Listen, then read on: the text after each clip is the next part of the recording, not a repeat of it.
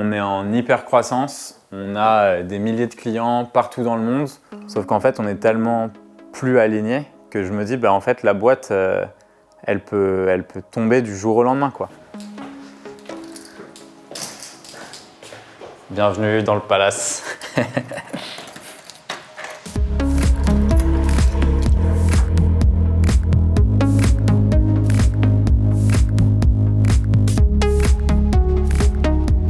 Lemlist, on a commencé en 2018 et avant ça, j'ai lancé une agence d'acquisition avec un pote avec qui j'étais à HEC. Et avant, j'ai fait un business avec mon père qui a totalement foiré. Genre, on a réfléchi à des idées de t-shirts et on s'est dit vas-y, on se lance. Donc grosse pression pour qu'ils produisent plein de t-shirts. Moi, pendant ce temps-là, je bossais sur le business, la communauté, etc. Et au final, on a fait genre 6 commandes. Et là, je me suis retrouvé en mode on fait quoi maintenant? On n'a pas d'argent pour faire de l'acquisition, on ne sait pas comment faire pour trouver des clients. On est bloqué quoi, tu vois. En fait, ce qui m'énervait, c'était, je pense, le manque d'ambition en fait dans le projet, le manque d'implication, le fait qu'on ne veuille pas prendre assez de risques. J'avais vraiment le feeling que tout était de sa faute, quoi, tu vois. Et je sais qu'avec mon père, on ne s'est pas parlé pendant longtemps, tu vois. C'est au moment où moi j'ai changé, donc j'ai décidé de bosser sur un autre projet avec un mec avec qui j'étais à HEC qui voulait se lancer. Et puis j'ai commencé petit à petit à bosser sur ce truc, ça a commencé à prendre. Et là, du coup, pour moi, la porte de sortie, elle était toute tracée, quoi. Et à ce moment-là, en fait, il y a Vianney, ou un mec qui s'appelle Vianney, du coup, qui met un message dans Slack, donc outil de communication pour toute station F, où il met je suis en train de monter un petit projet pour aider à ce que les gens puissent se rencontrer un peu plus facilement. J'ai besoin de quelqu'un pour faire le market qui est chaud pour m'aider. Et là, je lui écris direct. Donc, on commence à parler, on s'entend bien. Et là, lui, il me dit qu'il bosse sur un projet avec son frère depuis 2 ans et un autre mec sur la partie business. Et ça décolle pas, ils n'arrivent pas à se payer. Donc, je me dis, vas-y, tu sais quoi, moi, je suis bon en acquisition. Je passe une après-midi avec eux pour les aider. Et ils se disent... genre, on est chaud potentiellement pour pour bosser sur un nouveau projet, tu vois. Ils me tendent un peu la perche. Et début 2018, donc en janvier 2018, on lance Lemlist. Ça se passe très bien au début, ou en tout cas, moi, je suis convaincu qu'on a une équipe qui est très complémentaire. Après, je sens qu'au niveau de la communication, on n'est pas du tout alignés. Mais je vois qu'on est complémentaires et je me dis que pour faire un produit tech, il faut des complémentarités et aussi des différences en fait, que ça fera partie de l'aventure. Et dès que j'ai des idées, j'ai envie de les partager, d'échanger. Donc j'envoie des textos, j'envoie des WhatsApp, j'envoie sur Messenger, sur Slack. Et après 2 semaines, il y a Vianney qui m'envoie un message en mode pétage de câble et qui me dit Slack c'est pour le taf, Messenger c'est la famille, WhatsApp c'est les meufs, personne n'envoie de texto, donc toi c'est que sur Slack, tu vois.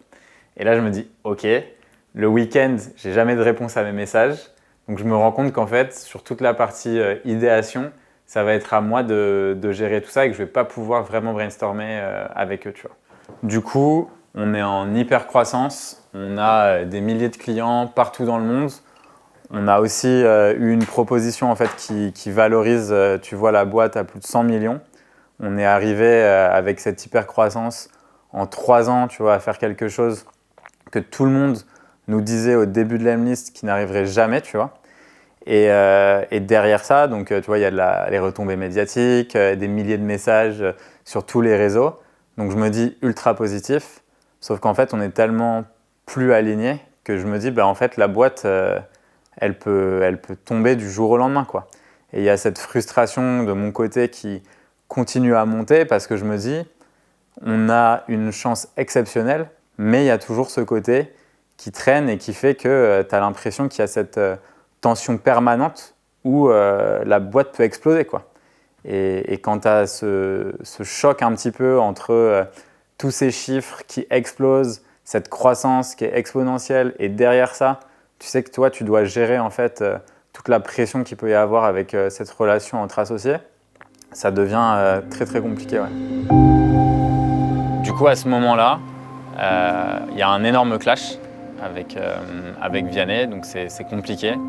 Et à ce moment-là, je me dis, on est tous passionnés par ce qu'on fait. Maintenant, il faut qu'on arrive à mieux communiquer et mieux réussir, tu vois, à faire passer les messages qu'on a envie de se faire passer pour qu'il y ait moins de ces frustrations, moins ces incompréhensions.